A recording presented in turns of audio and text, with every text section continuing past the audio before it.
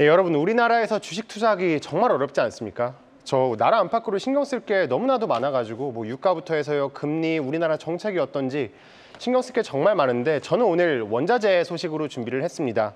자, 먼저 이 미국이랑 영국에서요, 이 러시아산 알루미늄, 니켈, 구리에 대한 수입을 금지한다고 합니다. 조금 더 자세하게 설명드리면 이 시카고 그리고 이 영국 런던 거래소에서요, 지금 이 새로 나오는 러시아산 신규 물량들을 받지 않고요, 또 이제 또한 자국으로의 수입을 금지한다고 합니다. 벌써 2년 넘게 지금 러시아와 우크라이나 전쟁이 이어지고 있잖아요. 그런 만큼 이제 러시아의 자금줄을 끊겠다라는 것으로 이해하실 수 있겠습니다. 자, 그렇다면 국내 기업들에 이게 실제로 미치는 영향이 어느 정도 될지, 그리고 이 가운데에서도 새로운 투자 기회를 모색할 수 있다고 하는데 제가 취재한 내용들 자세하게 전해드리겠습니다.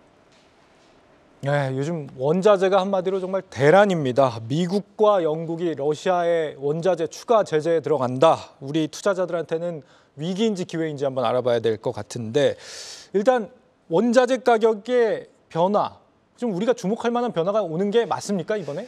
일단 미국 재무부 얘기부터 들어보면요, 이 워낙 정밀하게 제재를 준비해서 이 소비자나 공급자한테 직접적인 타격은 없을 것이다라고 이야기를 했습니다.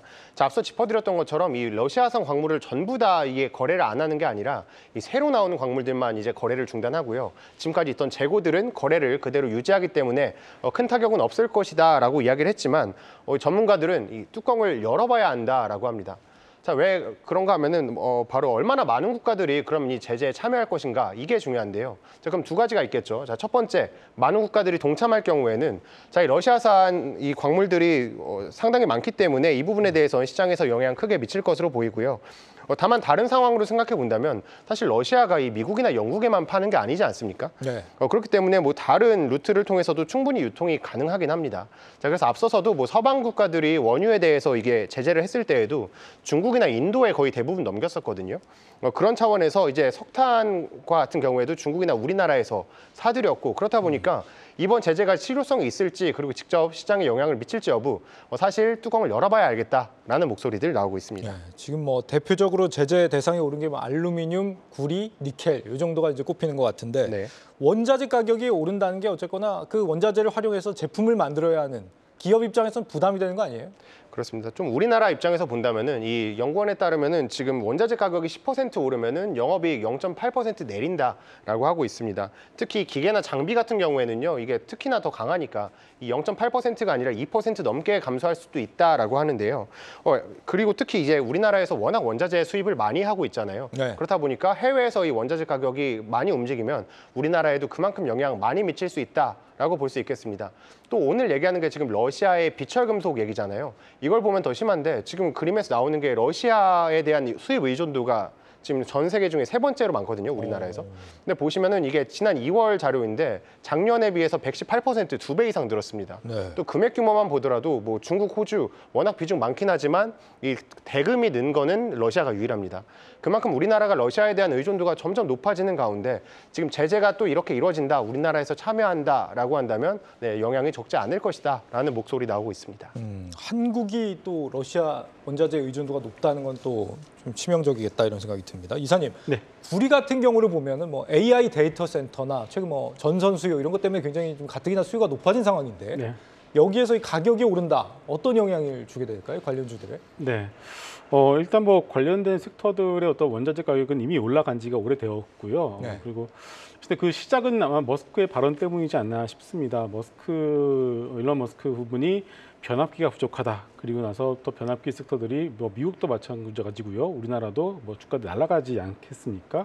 그 뒤를 이어서 변압기가 부족한 것뿐만이 아니라 전기도 부족하다라는 어떤 그런 발언을 하면서 뭐 전기와 관련된 어떤 뭐 전선주들 관련된 어떤 종목들이 상당히 좀 시세를 내어주고 있는 것이 사실입니다. 자, 그러다 보니까 이제 뭐 전선과 변압기 모두 다 들어가는 구리 가격 역시도 전 세계적으로 이제 급등하는 모습이 이제 나오고 있는데요. 일단은 관련주의 흐름을 간단하게 말씀을 드리게 되면은 변압기 종목들의 경우에는 실적과는 무관하게 주가 흐름만 놓고 본다라면 살짝 좀 피크아웃에 대한 어떤 느낌이 나는 것도 사실입니다. 네. 미국 같은 경우도 주도주가 이튼 커퍼레이션이라는 종목이 현재 주도주 역할을 해주고 있는데 지난주에 처음은 아닙니다만은 울프 리서치라는 곳에서 이제 매도 의견이 나왔었습니다. 소수 의견이긴 합니다만은 일단 그런 의견이 나왔다는 우리가 참고할 필요가 있겠고요. 그리고 우리나라에서도 HD 현대 일렉트릭 주도주 역할을 해주고 있는데 지난주 금요일과 오늘 이틀간의 흐름만 놓고 본다면 좀 부담스러운 것도 이제 사실인 것 같습니다. 자, 결국은 이제 본질은 이거 같습니다. 본질은 이제 전기가 부족하다는 건 아니겠습니까? 그러면은 지금은 전선주들, 변압기주들이 그동안 좀 시세가 되었다라면 부족한 전기를 만들어내기 위해서는 우리가 어떻게 해야 되는가에 어떤 질문이 필요할 것 같고요. 그렇기 위해서는 결국은 부족한 전기를 만들어내기 위한 뭐 신재생 관련 주식들, 오늘 같은 경우도 풍력주들이 시장이 정말 안 좋음에도 불구하고 잘 버텨주고 있는 상황이거든요. 그래서 신재생 관련 주식들 그리고 뭐 좀 메인은 아닙니다만은 SMR과 관련된 원전 관련 주식들 이렇게 좀 이쪽에 대해서 시장이 그동안 보지 않았던 섹터에 대한 관심이 이제 더 필요할 것 같습니다. 지금 니켈 같은 경우는요. 뭐 최근에 이 이슈 때문에 좀 반짝 올랐다고는 하는데 절대적으로 보면 지난해에 비해서 많이 떨어져 있는 상태잖아요. 근데 지금 뭐 이 상태에서 가격이 다시 반등한다. 이거는 뭐 2차 전지 양극재 업체들한테는 좀 호재가 되는 건가요? 어떻게 봐야 됩니까? 당연히 호재로 작용을 할 수가 있습니다. 왜냐면요. 2차 전지 섹터들의 특히나 양극재 업체들의 소재주 아시겠습니까? 그들의 실적에 가장 큰 영향을 미치는 것 중에 하나가 바로 재고평가 손실입니다. 계속 이것들 때문에 계속 어닝 쇼크가 났었던 것인데 작년 하반기부터 이제는 뭐 리튬도 그렇고요, 니켈도 그렇고 바닥을 찍고 올라가는 모습이 나오고 있기 때문에 어찌되었든 간에 이런 이슈로 인해서 주가가 가격이 올라간다라면은 재고평가 손실 자체가 줄어들 가능성이 있겠고요. 그 얘기는 결국 2차 전지 섹터의 경우는 1분기에서 2분기 사이가 바닥을 찍을 가능성이 상당히 높다라고 좀 봐야 될 것 같습니다. 여기에 대해서 앞서 우리가 살펴봤었던 전력 부분과 우리가 연관지어서 2차 전지를 말씀드리게 되면은 지금 2차 전지 섹터의 ESS, 이 에너지 저장 장치에 대한 밸류에이션이 전혀 반영이 되어 있지 않고 있습니다. 그렇기 때문에 하반기부터 아마 이 신재생과 더불어서 ESS에 대한 어떤 얘기들이 아무래도 많이 나올 것 같아요. 그래서 그런 관점을 가지고서 여러분들이 지금부터는 2차 전지 섹터를 볼 필요가 있을 것 같습니다. 지금 미국과 영국의 추가 제재 이슈와 연관지어서 지금 시점에서 좀 주목해봐야 될 관련주라고 한다면 뭘 가장 대표적으로 꼽으시겠어요? 네, 뭐 구리가 올라가니까 이구산업 같은 종목들이 테마를 가지고서 올라가고 있고, 이구산업. 네, 알루미늄 같은 경우는 뭐 조일 알루미늄이 워낙에 많이 떨어졌기 때문에 좀 가볍게 움직이는 경향은 있습니다만 역시나 아까도 말씀을 드렸습니다만은 결국 본질이 부족한 전기를 만들어내는 것이 중요하다는 것으로 본다면은 역시나 저는 CS 그룹주와 태웅을 먼저 맛보시는 것이 좋을 것 같습니다. CS 그룹 태웅이요. 신재생 쪽을 좀 계속 봐라 이 말씀이시고요. 오늘 같은 경우는 이구산업이 굉장히 좀 강세를 많이 보였던데. 네네. 이거 엄청 강세더라고요 오늘. 이것도 이제 어쨌거나 구리 산업의 영향을 좀 짙게 받고 있다 이렇게 볼 수 있는 부분이잖아요. 예, 맞습니다. 아무래도 제가 뭐 이구산업이 뭐 오늘 구리 가격 얘기하면서 제가 예시로 하나 드는 거고요. 오늘 워낙 많이 올랐으니까 제가 하나 예시로 들어보면은 제가 그 연락도 해보니까 자, 구리 가격이 오르면은 그럼 제품 가격에 어떤 영향을 미치느냐라고 한다면 이게 횟집에서 시가 같은 겁니다. 그러니까 물고기 가격만큼 이 제품 받는 것처럼요. 구리 가격이 오르면은 그만큼 제품 가격이 올라가기 때문에 원가율은 내려간다라고 보시면 되겠습니다. 그만큼 영업이익에 직접적으로 영향을 미치는 거고요.